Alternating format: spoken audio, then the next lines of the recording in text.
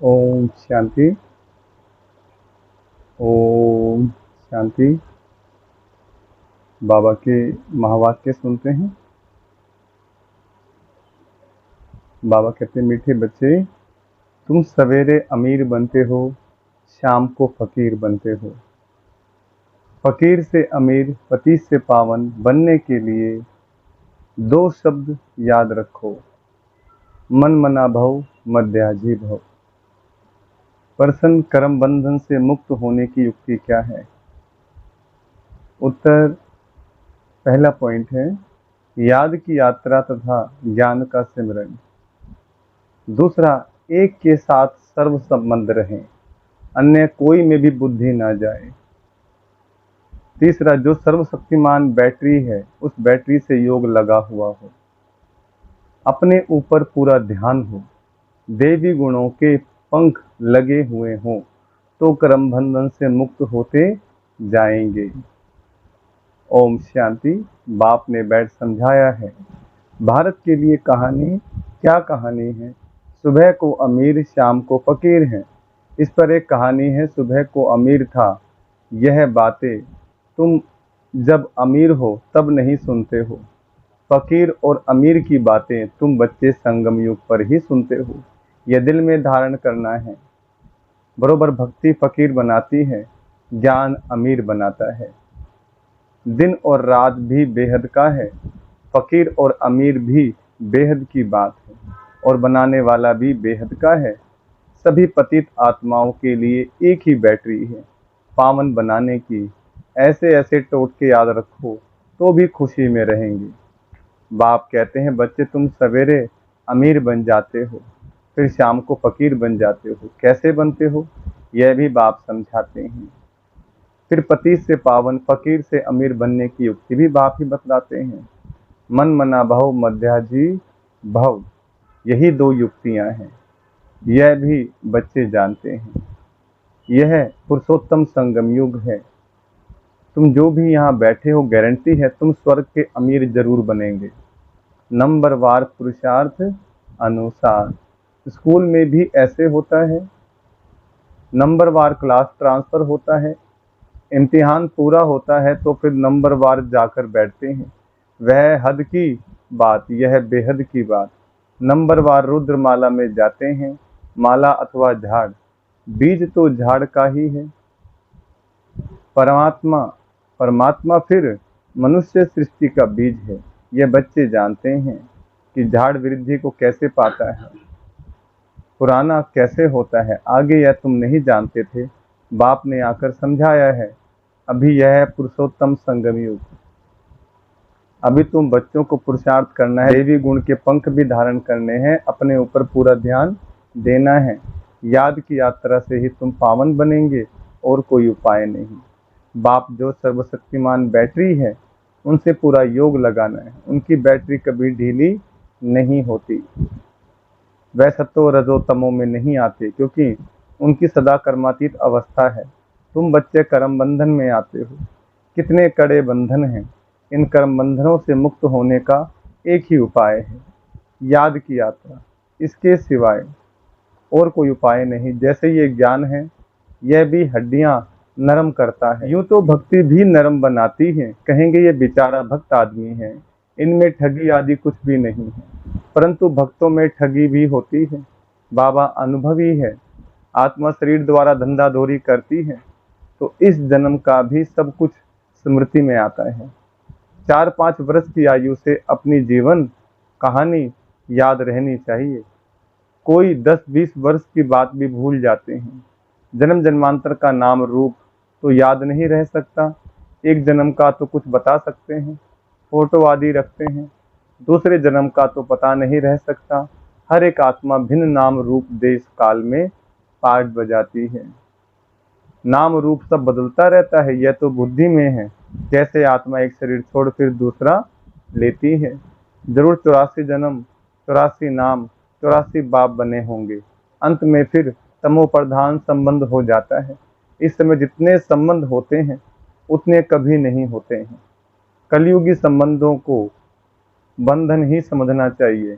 कितने बच्चे होते हैं, फिर शादी करते हैं, फिर बच्चे पैदा करते हैं। इस समय सबसे जास्ती बंधन है चाचे मामे काके का। जिसने जास्ती संबंध उतने जितने जास्ती संबंध उतने जास्ती बंधन। अखबार में पढ़ा 5 बच्चे इकट्ठे जन्मे, पांचों ही तंदुरुस्त हैं। हिसाब करो कितने ढेर संबंध बन जाते हैं। इस समय तुम्हारा संबंध सबसे छोटा है, सिर्फ एक बाप से सर्व संबंध है, दूसरा कोई से भी तुम्हारा बुद्धि योग नहीं है सिवाय एक के। सतयुग में फिर इससे जास्ती हैं। हीरे जैसा जन्म तुम्हारा अभी है। हाईएस्ट बाप बच्चों को एडॉप्ट करते हैं। जीते जी गोद में जाना वर्षा पाने के लिए, सो अभी ही होता है। तुम ऐसे बाप की गोद में आए हो जिससे तुमको वर्षा मिलता है। तुम ब्राह्मणों से ऊंच कोई है नहीं, सबका योग एक के साथ है। तुम्हारा आपस में भी कोई संबंध नहीं, बहन भाई का संबंध भी गिरा देता है। संबंध एक से होना चाहिए, यह है नई बात। पवित्र होकर वापिस जाना है। ऐसे ऐसे विचार सागर मंथन करने से तुम बहुत रौनक में आएंगे। सतयुगी रौनक और कलयुगी रौनक में रात दिन का फर्क है। भक्ति मार्ग के समय है ही रावण का राज्य, पिछाड़ी में साइंस का घमंड भी कितना होता है। जय सतयुग से भेंट करते हैं। एक बच्ची ने समाचार लिखा कि हमने प्रश्न पूछा कि स्वर्ग में हो या नरक में, तो 4-5 ने कहा हम स्वर्ग में हैं। बुद्धि में रात दिन का फर्क पड़ जाता है। कोई समझते हैं हम तो नरक में हैं, फिर उनको समझाना पड़ता है कि स्वर्गवासी बनने चाहते हो, स्वर्ग कौन स्थापन करते हैं। यह बहुत मीठी मीठी बातें हैं। तुम नोट करते हो परंतु वह कॉपी में ही नोट्स रह जाते हैं, समय पर याद नहीं आते। अपति से पावन बनाने वाला परमपिता परमात्मा शिव है।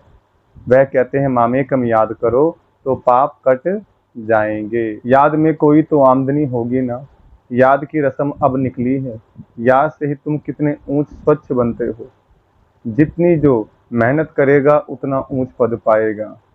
बाबा से भी पूछ सकते हो। दुनिया में तो संबंध और जायदाद के पीछे झगड़े ही झगड़े हैं, यहाँ तो कोई संबंध नहीं। एक बाप दूसरा न कोई, बाप है बेहद का मालिक। बात तो बड़ी सहज है। उस तरफ है स्वर्ग और इस तरफ है नरक। नरकवासी अच्छे या स्वर्गवासी अच्छे? जो सियाने होंगे वह तो कहेंगे स्वर्गवासी अच्छे। कोई तो कह देते हैं नरकवासी और स्वर्गवासी, इन बातों से हमें कोई मतलब नहीं, क्योंकि बाप को नहीं जानते हैं। कोई फिर बाप की गोद से निकल माया की गोद में चले जाते हैं। वंडर है ना, बाप भी वंडरफुल तो ज्ञान भी वंडरफुल, सब वंडरफुल। इन वंडर्स को समझने वाला भी ऐसा चाहिए जिसकी बुद्धि इस वंडर में ही लगी रहे। रावण तो वंडर नहीं है, ना उनकी रचना वंडर है। रात दिन का फर्क है। शास्त्रों में लिख दिया है काली देह में गया, सर्प ने डसा, काला हो गया। अब तुम अच्छी रीति यह समझा सकते हो, श्री कृष्ण के चित्र को कोई उठाकर पढ़े तो रिफ्रेश हो जाए। 84 जन्मों की कहानी, जैसे श्री कृष्ण वैसे तुम्हारा। स्वर्ग में तो तुम आते हो ना, फिर त्रेता में भी आते रहते, वृद्धि होती रहती। ऐसे नहीं, त्रेता में जो राजा होते हैं वह त्रेता में ही आएंगे। पढ़े के आगे अनपढ़े को भरी ढोनी पड़ेगी। यह ड्रामा का राज बाबा ही जान सकते हैं। अब तुम जानते हो तुम्हारे मित्र संबंधी आदि सब नरकवासी हैं। हम पुरुषोत्तम संगम योगी हैं, अब पुरुषोत्तम बन रहे हैं। बाहर के रहने और यहाँ 7 रोज आकर रहने में बहुत फर्क पड़ जाता है। हंसों के संग से निकल बगुलों के संग में जाते हैं। बहुत बिगाड़ने वाले भी हैं। बहुत बच्चे मुरली की परवाह नहीं करते हैं। बाप समझाते हैं गफलत नहीं करो, तुमको खुशबूदार फूल बनना है। सिर्फ एक बात ही तुम्हारे लिए काफी है, याद की यात्रा। यहाँ तुमको ब्राह्मणों का ही संग है। कहाँ ऊंच से ऊंच, कहाँ नीच। बच्चे लिखते हैं बाबा बगुलों के झुंड में हम एक हंस क्या करेंगे। बगुले कांटे लगाते हैं, कितनी मेहनत करनी पड़ती है। बाप की श्रीमत पर चलने से पद भी ऊंच मिलेगा। सदैव हंस होकर रहो, बगुले के संग में बगुला ना बन जाओ। गायन है आश्चर्यवंत सुनंती कथंती और भागंती। थोड़ा भी ज्ञान है तो स्वर्ग में आएंगे, परंतु फर्क रात दिन का पड़ जाता है। सजाएं बहुत कड़ी खाएंगे। बाप कहते मेरी मत पर ना चल, पतित बने तो 100 गुना दंड पड़ जाता है, फिर पद भी कम हो जाता है। यह राजाई स्थापन हो रही है, यह बातें भूल जाती हैं, यह भी याद रहे तो भी ऊंच पद पाने का पुरुषार्थ जरूर करेंगे। नहीं करते हैं तो समझा जाता है, एक कान से सुन दूसरे से निकाल देते हैं। बाप से योग नहीं, यहाँ रहते भी बुद्धि योग बाल बच्चों की तरफ है। बाप कहते हैं सब कुछ भूल जाना है, इसको कहा जाता है वैराग्य। इसमें भी परसेंटेज है, कहाँ न कहाँ ख्यालात चले जाते हैं। एक दो से लव हो जाता है तो बुद्धि लटक जाती है। बाबा रोज समझाते हैं, इन आंखों से जो कुछ देखते हो वह सब खत्म होने वाला है। तुम्हारा बुद्धि योग नई दुनिया में रहे और बेहद के संबंधियों से बुद्धि योग रखना है। यह मासूक वंडरफुल है। भक्ति में गाते हैं, आप जब आएंगे तो आपके बिगर हम किसको भी याद नहीं करेंगे।